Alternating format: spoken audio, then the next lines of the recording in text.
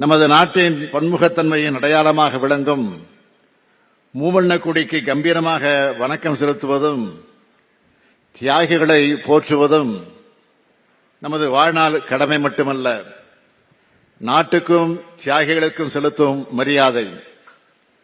குமரி முதல் இமயம் வரை விரிந்த இந்த இந்திய நாட்டின் குறிப்பிட்ட சிலரோ சில பகுதியினரோ மட்டும் போராடி பெற்றதல்ல இந்த விடுதலை.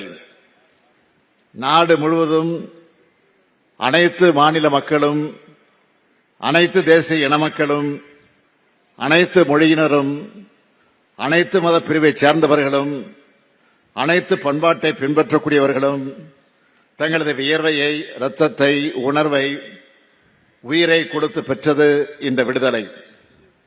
அதனால்தான் அனைவருக்குமான இந்தியாவாக நமது நாடு எப்போதும் இருக்க வேண்டும் என்று நமது தலைவர்கள் கனவு கண்டார்கள். அவர்களது கனவை நிறைவேற்றுவதுதான் அவர்களுக்கு செலுத்தக்கூடிய உண்மையான புகழஞ்சலி. தியாகத்தில், போராட்டத்தில், களத்தில் சளைத்தவர்கள் அல்ல, தமிழ்நாட்டைச் சேர்ந்தவர்கள் என்பதை வரலாறு சொல்லும். அந்த தியாகிகள் பெயரளவில் நினைவு கூர்ந்து மறப்பவர்கள் நாம். அதன் அடையாளம்தான் இன்றைக்கு தமிழ்நாட்டில் பார்க்கும் விடுதலை போராட்ட வீரர்களுக்கான மணிமண்டபங்கள், சிலைகள். இவற்றில் பெரும்பாலும் திராவிட முன்னேற்றக் கழக ஆட்சியில்தான் உருவாக்கப்பட்டன. பாஞ்சாலங்குறிச்சியில் வீரபாண்டிய கட்டபொம்மனுக்கு கோட்டை, மகாகவி பாரதியின் இல்லம், பெருந்தலைவர் காமராசர் மணிமண்டபம், மூதறிஞர் ராஜாஜி நினைவாலயம், தில்லையாடி வள்ளியம்மை மணிமண்டபம், வீர வாஞ்சிநாதனின் உறவினருக்கு நிதி, கப்பலோட்டிய தமிழன் வ.உ.சி. எடுத்த செக்கு நினைவு சின்னமானது, பசுமன் திருமகனாருக்கு மணிமண்டபம், விடுதலை போராட்ட வீரர்களுக்கு இலவச பேருந்து பயணம், மாதந்தோறும் நிதி, தியாகிகள் மணிமண்டபம், விடுதலை பொன்விழா நினைவு சின்னம், மாவீரர் பூலித்தேவர் நினைவு மண்டபம், தியாகி விஸ்வநாததாஸ் வாழ்ந்த இல்லம் புதுப்பிப்பு, மகாவீரர் சுந்தரலிங்கம் வாரிசுகளுக்கு வீடு, நேதாஜிக்கு சிலை, கக்கனுக்கு சிலை, சிப்பாய் புரட்சிக்கு நினைவு தூண் என நாட்டுக்காக உழைத்த தியாகிகளை போற்றிய அரசுதான் திராவிட முன்னேற்றக் கழக அரசு. இந்த வரிசையில் இன்றைய திராவிட மாடல் ஆட்சியிலும் தொடர்ந்து தியாகிகளை போற்றி வருகிறோம். விடுதலை நாளின் 75வது ஆண்டு பெருவிழாவை ஒட்டி வெகு சிறப்பாக நாம் கொண்டாடினோம். செக்கெழுத்து செம்மல் கப்பலோட்டி தமிழன் வ.உ. சிதம்பரனாரை பெருமைப்படுத்தும் வகையில் 13 அறிவிப்புகளை வெளியிட்டு செயல்படுத்தினோம். வ.உ.சி. மறைந்த நவம்பர் 18 தியாக திருநாளாக, திருவுருவ நாளாக அறிவிக்கப்பட்டது.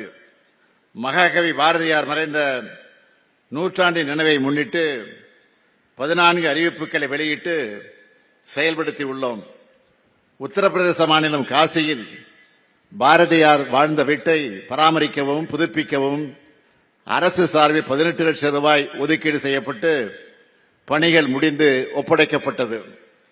கிண்டி காந்தி மண்டபத்தில் வீரபாண்டிய கட்டபொம்மன் திருவுருவச் சிலையும் மருது சகோதரர்கள் சிலையும் அமைக்கப்பட்டுள்ளது.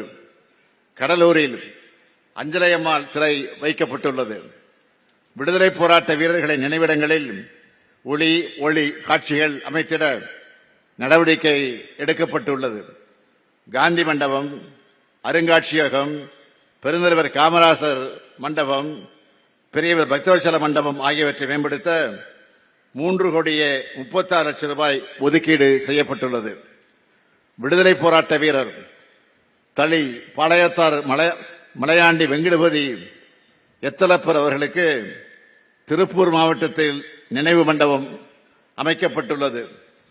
தனது வாழ்நாளில் 20 முறை தமிழ்நாட்டுக்கு வந்தவர் அண்ணல் காந்தியடிகள். அரையாடை அணிவது என்ற முடிவை மதுரை மண்ணில் இருந்துதான் காந்தியடிகள் எடுத்தார்கள். இதன் அடையாளமாக சென்னை அருங்காட்சியக வளாகத்தில் காந்தியடிகளின் நினைவுச் சிலையை அமைத்துள்ளோம். விடுதலை போராட்டத்தின் பவள விழாவை ஒட்டி கடந்த ஆண்டு தியாகிகளுக்கான ஓய்வூதியத்தை 20,000 ரூபாயாகவும் குடும்ப ஓய்வூதியத்தை 10,000 ரூபாயாகவும் உயர்த்தியுள்ளோம். அதேபோல் விடுதலை போராட்ட வீரர்களின் வழித்தோன்றல்களுக்கும் தொடர்ந்து உதவிகளை செய்து வருகிறோம்.